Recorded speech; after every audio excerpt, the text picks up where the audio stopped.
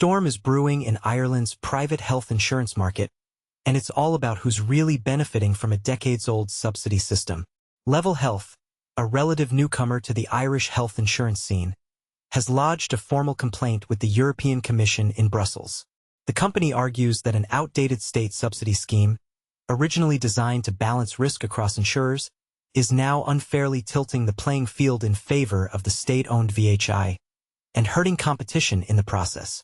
The system in question is the Risk Equalisation Scheme, RES, introduced in 2003 to ensure that insurers with older or higher-risk customers weren't at a disadvantage. In theory, the idea makes sense. Companies with healthier, younger clients contribute to a shared fund that supports those covering costlier, older customers.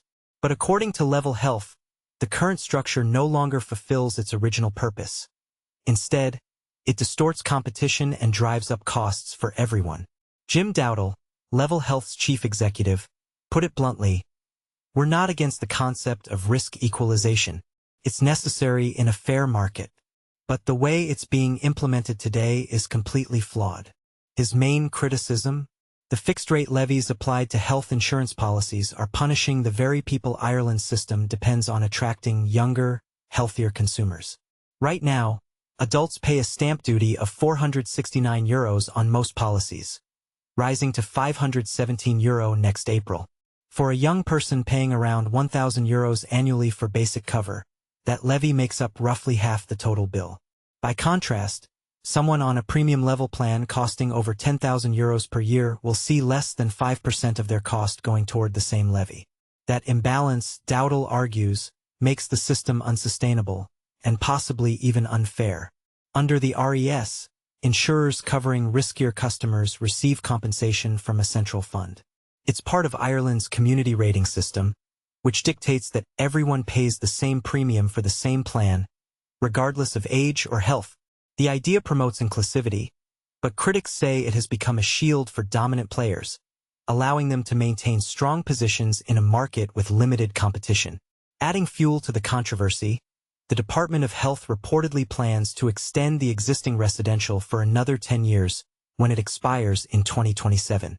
Level Health warns that rubber stamping an old model until the late 2030s, without a full review, would entrench market imbalances and stifle innovation.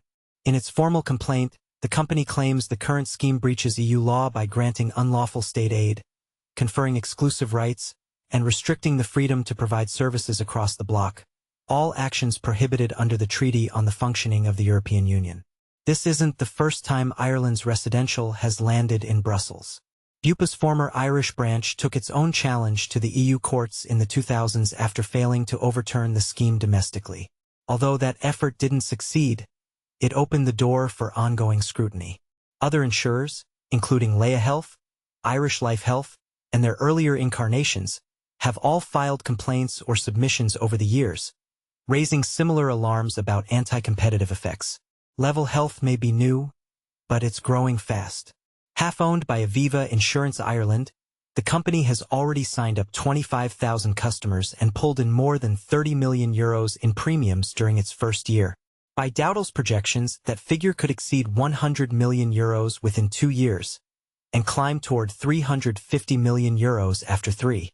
"We've got big ambitions for this business," he said.